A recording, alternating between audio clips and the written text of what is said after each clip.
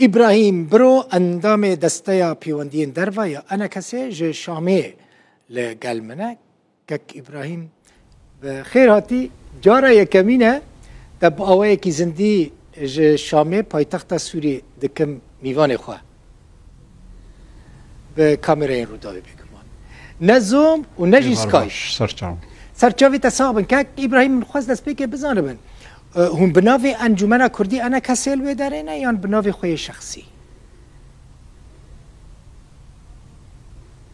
از بناوی انجمن کردی لوی داریم بری نهاجی دکتر عبدالحکیم بشارجی لوی داریم امنو نرتیا انجمنی دکن ما بريارا انجمني اف بو ام فالابوني للشامي نهيلن يعني بشتي ريجيم تشو وامنا ماتين خواستن جالي مخابراتا وقرتنيفي يعني هر بردوام يعني انا هوالي مالفيدا الشامي جهني هوالي انجمني الفيدريج فقريان كاريقو او خودكن ومجي هنكي يعني خلقي جدر وهاتبون بهتر جبر دوان سالي چويد دانستان دنيماب آلين اف دولتي ره بهن خلقي سورية درواره بسالات دريش کربو پروان هاتن وگریان هندری سوری مجی خواست امکاری خوال ویدری بردوام بکن. هون پلان دکن اوفیسک انا کسی انجمن الورفکن؟ بيقومان يعني أنا نما حجتك هي هبونا أنجمني بقراني للشامي تنبي اف بريار و سروكاتيا انجمني بيقومان بستينه لي وكي برچاو يعني ام دبينن قد وقتكي نزيق ده شام وق پایتخت سوري و خلقك بي كار بكي ام دبهيزن ام خلقيت بينن و نه احزاب چه ببن و گروپ مزن چه ببن و تحالفات چه ببن جبولوجي يعني گرانيا انجمني لشامي پایتخت هبه قلكي بيويسته كاك إبراهيم وأحمد شرع ديت؟ نعم ما يعني حطانها دانستندني ما بهتر بخلكي يعني قهاتنه في داري تشيش سفارتي دولتا تشي اوبوزيونا قبري للدرفة بون دانستندن بخلكي در دورا ويرهاتي كرن يعني اما جبوي بزلالي ام بيجن اوي بخوجي يعني خوهنكي باراستي آلية سياسي ببينه حطانها تكيانات سياسي ديتن بير نكرنه ودولة جي فيد بيجن يعني ما نونري أوروبي ديتن ما عربي ديتن انه انها يعني تشتي سركة دكاري في حكومتي دي مسألة چكداري ومسألة أولكاريين دوی هنکی دوی ده بسرکه او به آلیه سیاسی به توایا خو گازنید که نه بس آلیه سیاسی تنی یعنی ما هنکی خلکن يعني خلكي درعا ديتن ما خلكي سويدا ديتن بالتوائي يعني غازنوان هنه تشتك دوان بيستروجي چويد تيكرن راست سركفتنك هبو رجيما بعث شو بشار الأسد شو لي روج بروج خلق دخوازن باش داربن د جيانا سياسي يا سوريا دي وقتي پشتی 20 روزا بحثا کنگره کی دبو او دبو و خلق ناین دیتن هنکی يعني نرازي بونك هدي الجم خلقي تشيد بدويناده يعني وهول دا شرع ببينن لي وهول ندم خاص لي بزر وخاص ببينن نا ما تاني وك دنگ جهاند او خلقا دوراوي يما وك هيكل سياسي وك انجمان يما ام آمادن يعني لفيدري كاري خوبكن دانستندني خوبكن و هگر تشتك هات كرن ام دناف دبن لي وك انه فرمي ما جي خواسته بقى ام ديتني بير بكن ما نخواستي ما نكري حطانا هوايا اوكي ازوار مسر مسألة اتلاف فيك وقال لك مناقشات كرن انجمن حتى ناچمد نوا ائتلاف ده تبي كنت يعني تجرانيا ائتلافيا سياسي نما يلغور نرينا تاكاك ابراهيم پیش روجا ائتلاف سوریه دبچه أنا ائتلاف سال 2012 تشيبو شرعيتك ناف دولتي استندبو وددما كده يعني تنين ونرتيا اوبوزيونا سوري دكر يعني دانو استندنه 2014 تشيبون 14 و 15 ده تني ائتلاف بو هيدي بشتره هن آلية دني اوبوزيوني جي كتا ناف ده آنها ائتلاف يعني سيوانكي سياسي دناف هن آلیه سیاسی دبون هن کسی سر بخوا دبون و آلیه چکدار دبون آنها وان روژه داوی ام دبینن آلیه چکدار چه ائتلاف ده چه هیئت تفاوض ده پرانیاوان استقالی خودان جبر يعني دبینن انه کاری وان خلاص بو يعني وان کاری کی چکداری دکر لدیجی رژیم آنها تمام رژیم کت آلیه سیاسی نأوه آلیه سیاسی بگومان امجی ایرو خنابینن اپوزیسیون يعني بلكي جارة بيشي جيانا خود يعني د تمني اي وك مدى جما شعب خوفكرية رجيما بعثة حافظ الأسد يكم جارة ام تين درباسي بايتختا سوري دبن و ام لخنانا رن اوبوزيسيون لي كاري سياسي دوي بيكرن يعني خباتا سياسي بيكرن قناغك درباس بو او كتنا رژیم قناغكي گلكي باش بو كيف خوشي بو لي ايرو كاركي دور دريج جاركي دل پیشامه امي چلو ولاتكي سوريا ديمقراطي مدني آوا بكن ايرو خلقي دسلاتين مثلا ام دنارن ناريني وان جدانج ناريني ما وان چند روجه كاري خودكن بيك رنگي هنكي خلقك پرسید که کاوی سوریا کولو بردوام بکی و نموزجه کی چاوا کاربه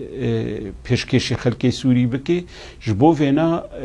دوی آلیه سیاسی کاری خو بکن ایجا جبو مانو نمانا مد ائتلافه ده بگو من هنک آلیه سیاسی دناوا ائتلافه ده هنه اما ام نبینم پروبلم هی گدانستندن ما بوان بردوام بکه ائتلاف بمینه یا نمینه يعني إيرو أخوان المسلمين دناف دنه تركماني دناف دنه منظمة آسوري دناف ديه هم جروب ديني سياسي دناف دنه ليس كارم بيجم يعني جروب مزن أنجمنا كردية وأخوان المسلمين لي وكي دنجي أف بيك هاتيه دن جاركي دن وك ماغو يعني بيويست دانستندن ما بهفدور بمينه باش كاك إبراهيم وأنا كسي كان جي ائتلافي دركفه أنها أف بحث نهاتي كرن يعني أنا كسي وقتي ببينه جي بروجي بارتيين دي ائتلاف أنها ائتلاف دبي يعني وقتك بي أو بخو بيجي تمام أفتح حلفا ما يعني بردوان بكي يان نكي إما بخو أم دبينن بروجي جما بائتلافي أم ذكرنه قلق باشن وثائقي جما بائتلافي يعني دانين صالة 2013 او انا قلقي باشن ام كاربن بردوان بكن لسر بنقها وانا لوقت خلقك خوشبر بدا آلي او دمينة تشتكيدن ام نكار خلقكي يعني الزام بكن بمينة هبونا بونا ائتلافي دلي اما ام بينن او آليه جما لهفدو كريه سوريا ناوي و دولتا سوري به وما في نتوي يملتي كرد سوري د دستوري دي جيب به ام بين تشتكي باش جم كاربن بوان بارتي جمره ام ذكرنا ام بوان پیش روجي جي ائتلافكي بكن شو ما اجبركو ائتلاف ناوي و ائتلاف شورش و اوبوزيسيون سوري يعني نشورش ما نجي اوبوزيسيون ما اجبركو اسد شو يعني خلق لبندا وياكيك وهون برسفك بدنوان انا كسيبه حتى كان قد ائتلاف اذا بمين اجبركو شرع رسمي بيجت بيوستي ائتلاف دي نما يا كسين ورن كونغرا نتويجي وشخص بنافي خوار من حسكر في بزرم كاك ابراهيم تقول تو كسكي دنيا سركرديتيا انا كسي وبدا كسي الشامي بنا ليه لقامشلو هفديتن يعني هولدانا يكريزيا آليين كردي هيا هون بی کو بگهن انجامك القامشلو چما چونه شامه دبهوريا من كاك دلبخوين يعني بالدهي خلكي قريداي بقسدي وبيدي وريفا بريا خسر جروجا بيشي دل شامينه والبرچ عوانه وديارن وخيانينه ناخوزم كسي بناف بكم يوان بن يج اليوان وهاتنه اوايا هر كسك ديتنه خو بخلكي شامير بك شام ندولتك دنه شام پایتخت سوریه ام هاتنه یعنی او بالیوز گمل درو دیدیتن سفرا و قنصله گمل درو دیدیتن ایرو ام وان لهندر شامید بینن خلکن سوریه گل درو بون و یه گل هندر بون جیما او لدرو دیدیتن ایرو ام وان هندر دبینن ما تره کفتن لسر ما في ملت کرد بکسکی رنکریه ایرو وقتی ام مسيحيات بينن وام درزيات بينن وام خلكي درعات بينن وخلكي شاميت بينن ام نرينا خوا وخاصة يعني تشتن خراب جارنا السر كردا خلكك بهيستنه لغوري ريجيم جي جوار داي خويا كرنجي يانجي الغور راغاندني جي وبتايبه جي لسر ريفبريا خوسر لسر بيدي لسر قسدي